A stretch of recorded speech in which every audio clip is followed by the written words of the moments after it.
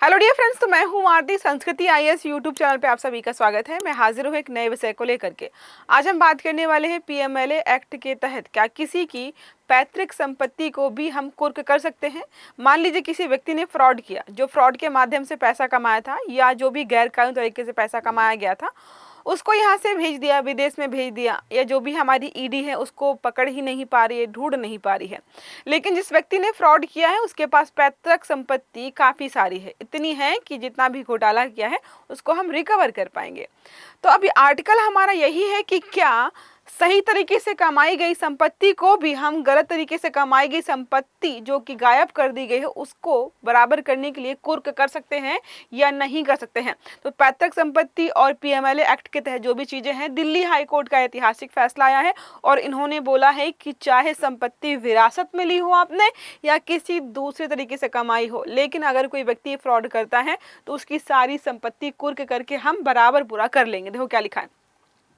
Delhi high court ने स्पष्ट किया है कि पैतृक हो या विरासत, सभी प्रकार की संपत्तियां पीएमएलए के तहत कुर्क की जा सकती हैं। ये बहुत जो है इन्होंने क्लियरली बोल दिया है।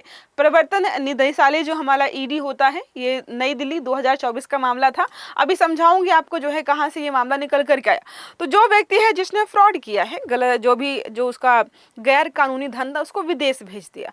जब ईडी ने उसकी पैतृक संपत्ति को कुर्क करने का प्रयास किया तो वो व्यक्ति जाता है हाई कोर्ट जाता है कि जो ये संपत्ति कुर्क कर रहे हैं ये तो उससे रिलेटेड ही नहीं है, ये मेरे पिताजी ने पहले खरीदी थी और ये पिता की संपत्ति है, पैतृक संपत्ति है, तो इसको को कुर्क ना किया जाए। तो समझ रहे, एक तो फ्रॉड कर लिया, फ्रॉड करके जो पैसा था दूसरी जगह भेज दिया। तो यदि अपराधी जो है दागी हो जाता है, वो किसी भी प्रकार का हो, तो विदेश और सारा अपना पैसा विदेश भेज देता है, तो उसकी भरपाई हम कैसे करेंगे? समतुल्य मूल्य से। तो इक्विवेलेंट वैल्यू अन्य संपत्ति जो भी होगी उसके माध्यम से रिकवर किया जाएगा और यही जो है यहाँ पर किया गया। मामला क्या है? तो अरुण सूर्य बनाम प्रवर्तन निदेशालय। तो अपीलकर्ता का तर्क यही था कि जो संपत्ति यहाँ पे कुर्क की जा रही है, 1991 से पहले मेरे पिताजी ने ये संपत्ति खरीदी थी और बिल्कुल जो है वैध संपत्ति है, गैर कानूनी बिल्कुल भी नहीं है, इसको कुर्क ना किया जाए क्योंकि संबंधित नहीं है। लेकिन फिर ईडी ने यहाँ पर बोला कि भाई तुम क्या हो, एक अपराधी हो, तुमने पैसे का घपला किया है, इस हिसाब से अगर जो है जो तुमने धन गैर कानूनी तरीके से कमाया था वो नहीं मिल पा रहा है, तो जो भी हमें तुम्हारे पास मिलेगा हम सारा कुर्क करके बराबर कर दे। और मुझे बहुत बढ़िया लग रहा है ये। अब न्यायालय के समक्ष मुख्य प्रश्न यहाँ पर यह था कि समतुल्य मूल्य आखिरकार क्या है, कैसे करें, क्या उनको समझ नहीं आ रहा था। तो उन्होंने बोला कि डर्टी मूल्य जो है, मतलब डर्टी मूल्य या डर्टी मनी जो है, जो पैसा गलत तरीके से कमाया गया है, जो भी एंसेस्ट्रल आपके पास प्रॉपर्टी है ये सारी यहाँ पर ले ली जाएगी। और ये पीएमएलए एक्ट के तहत जो धारा 1 जो है, धारा 2 सब और यू के तहत यहाँ पर बताया गया है कि मूल दागी संपत्ति उपलब्ध अगर ना भी हो तो सामान्य मूल्य की कोई भी अन्य संपत्ति कुर्क कर सकते हैं, चाहे वो ईमानदारी से ही क्यों ना कमाई गई हो। तो समझ रहे हैं, कर भला तो हो भला वाला है। अब इसकी समस्या एक वो हो सकती है कि मान लीजिए जो संपत्ति कमाई गई है वो कमाने वाला कोई दूसरा था, जिसने फ्रॉड किया वो कोई दूसरा व्यक्ति था, और वो व्यक्ति अगर भाग जाए तो कई बार ऐसा होता है कि लोन रिकवरी करने के लिए जो लोन लेकर के भाग गया है उसके परिवार वालों को दंड भुगतना पड़ता है। तो ये उसका लूप होल है, ये समस्या हो सकती है इस मामले में। अब जो प्रमुख धाराएं हैं, तो धारा 2 सब क्लॉज या सब धारा जो है यू के तहत बात करते हैं जो है प्रोसीड्स ऑफ क्रिमिनल। इसमें प्रत्यक्ष, अप्रत्यक्ष, विदेशी स्थिति और समतुल्य मूल्य की जो भी संपत्तियां हैं सब सम्मिलित की जाती हैं। धारा जो है 3 बोलती है मनी लॉन्ड्रिंग, हमको पता ही क्या होता है, अपराध की आय को छिपाना, रखना या वैध दिखाने का प्रयास करना, ये मनी लॉन्ड्रिंग होती है। धारा 5 बोलती है प्रोविजनल अटैचमेंट, सक्षम प्राधिकारी द्वारा 180 दिनों के लिए अस्थायी कुर्की की जाती है यदि रीजन टू बिलीव हो तो। नेक्स्ट धारा 8 हमारी है, यह बोलती है कि न्याय निर्णायक प्राधिकरण द्वारा कुर्की की पुष्टि या निस्तारीकरण किया जा सकता है। अब बात करते हैं न्यायालय के तर्क और निष्कर्ष क्या है। तो न्यायालय ने तर्क दिया है कि कानून में कोई अपवाद नहीं है, तो जो हमारा पीएमएलए एक्ट है वहां पर कहीं भी नहीं लिखा है कि पैतृक संपत्ति को हम नहीं ले सकते हैं, इसलिए अपवाद नहीं है तो हम ले सकते हैं। विधायी मंशा के बारे में अगर हम बात करते हैं तो उन्होंने बोला है कि प्रोसीड्स ऑफ क्राइम की परिभाषा व्यापक है और इसमें समतुल्य मूल्य स्पष्ट जो है रूप से शामिल किया गया है, इसलिए हम आपकी संपत्ति कुर्क करेंगे। न्यायिक सीमा के बारे में बात करते हैं तो न्यायालय अपनी तरफ से कानून में कोई नया अपवाद नहीं जोड़ सकता है, ये था उसमें, इसी वजह से जो है उन्होंने संपत्ति कुर्क कर ली।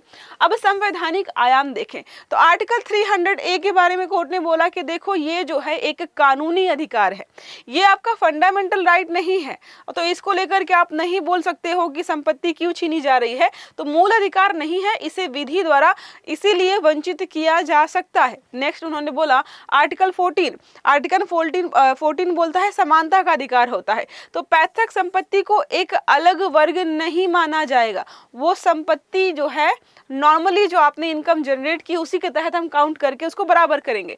आर्टिकल 21 यहाँ पर बोला गया है कि जब तक प्रक्रिया न्यायसंगत और उचित है तो कार्यवाही वैध हो जाती है। बात करते हैं न्यायिक पृष्ठभूमि की, तो ये चीजें आई कहाँ से, 2022 में सुप्रीम कोर्ट का एक केस स्टडी है, Vijay Madan Lal Chaudhary versus Union of India. Supreme Court ने यहाँ पर पीएमएलए की संवैधानिक वैधता को बरकरार रखा था और 2024 में बात करें दिल्ली हाई कोर्ट वर्तमान निर्णय, यह कोई नया कानून बिल्कुल भी नहीं है, जो चीजें पहले से चल रही थी उन्हीं को हम कैरी फॉरवर्ड कर रहे हैं।